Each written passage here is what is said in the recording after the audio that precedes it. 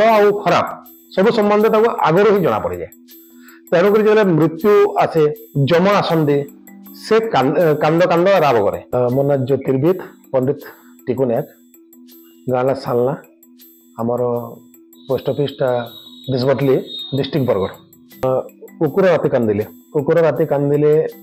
कांदिले नहीं से सब कांदी एम देखिले कुकुर को श्वान बोली कह जाए शुद्ध भाषा तो श्वान कांदा द्वारा से एक्चुअली धर्मंकर अवतार।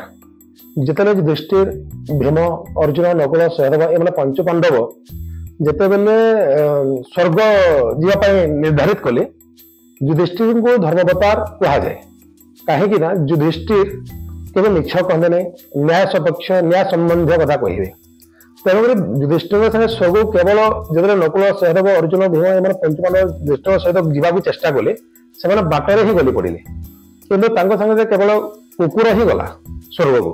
तो कुकुर को धर्मावतार से कह जाए जो धर्मावतार साथ से होता बोली। तेणुक कुकुर जो कांदे एक्चुअली धर्म अधर्म न्याय अन्याय जम सोम चित्रगुप्त आदि जो अच्छे माने भल आउ खराब सब संबंध आगुरी ही जना पड़ जाए। तेणुक जो मृत्यु आसे जम आसती से कांद कांद राब करे। तार दुईटा प्रकार कांदा कथा अच्छे। गोटे से कांदिला अवस्था गोटे बहुत जोर रे जब जोगिनी अच्छा डाकिनी अच्छा साकिनी अच्छा पिशाचिनी अच्छा से माने आसिले से जोर जोर राब करे।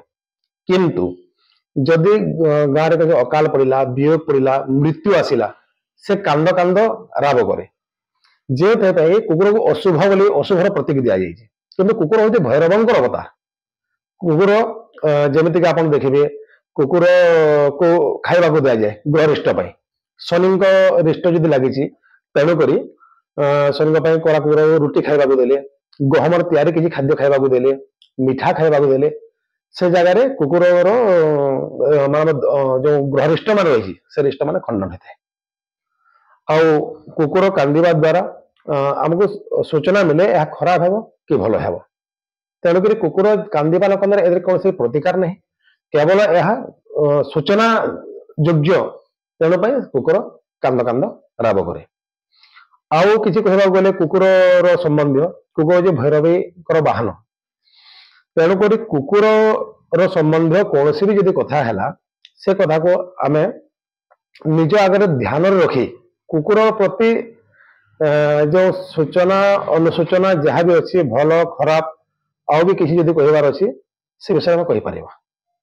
जदि कुकुर कांदुची घोड़े देवा कथा नुह से कांदु था कुकुर जिते बेले भी कांदिबो ताको आम जापर ता द्वारा कौन हम आमर जेको सूचना भल हो मंद हो से सूचना आम पाइगला।